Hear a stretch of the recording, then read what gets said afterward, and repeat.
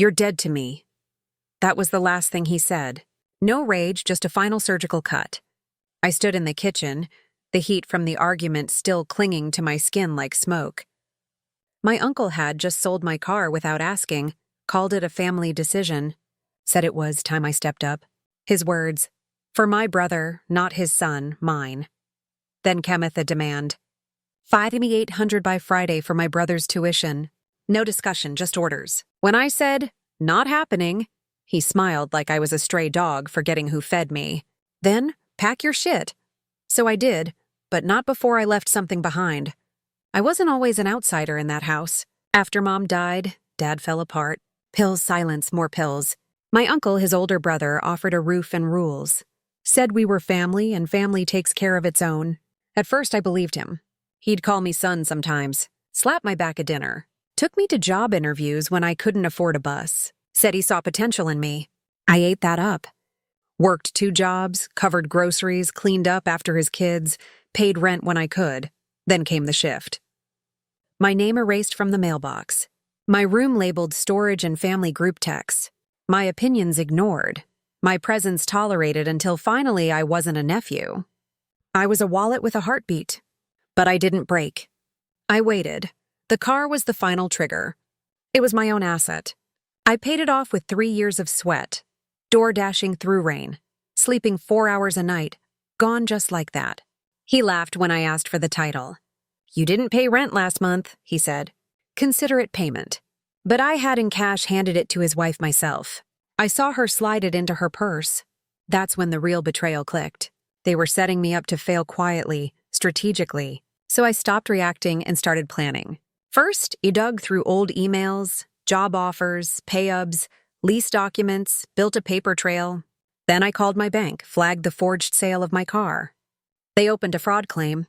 Small crack in the dam, second, I watched. My cousin had agaming rig worth $5,000. Bought with what? He didn't work.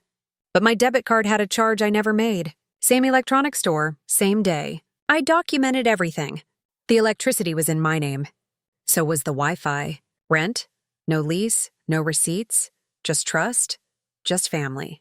By midnight, I shut it all down. I didn't sleep. Packed only what mattered. Left the room clean like I'd never existed.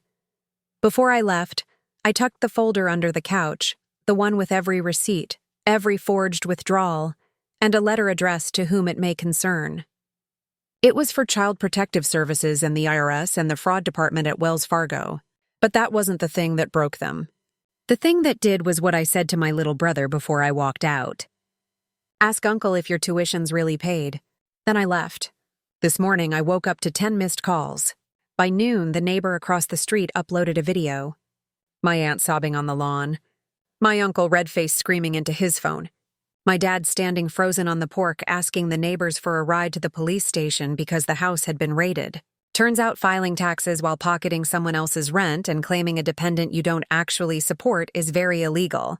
Turns out stealing a vehicle registered under someone else's name not a good look either, especially when the owner has evidence and isn't afraid to use it. They say revenge is best served cold. I don't agree. I think it's best served quiet. There was no shouting, no confrontation, just paperwork, phone calls, and the truth. Slowly, precisely delivered. My little brother called last night, said the cops asked him questions about forged signatures, bank withdrawals, said he told them the truth. Good. He deserves better than Toby used as a weapon. What changed everything wasn't just the downfall. It was what rose from it. The neighbors, they'd seen things, heard things. They knew who was pulling strings and who was being yanked by them. For the first time, they saw me. Not the quiet kid in the garage room. The survivor, the one who got out. And my dad, he finally spoke to me. Not to blame, not to cry. He asked if I'd help him get clean. Say they wanted to come with me. So I made space. Not out of pity, out of choice. Because I remember what it feels like to be dead to someone. And now I know what it feels like to bury them without lifting a finger. He thought I'd beg, thought I'd break. But the truth, I was already gone the moment he saw me as currency instead of kin. He made his move and I made mine. Now he knows what it feels like to be replaced.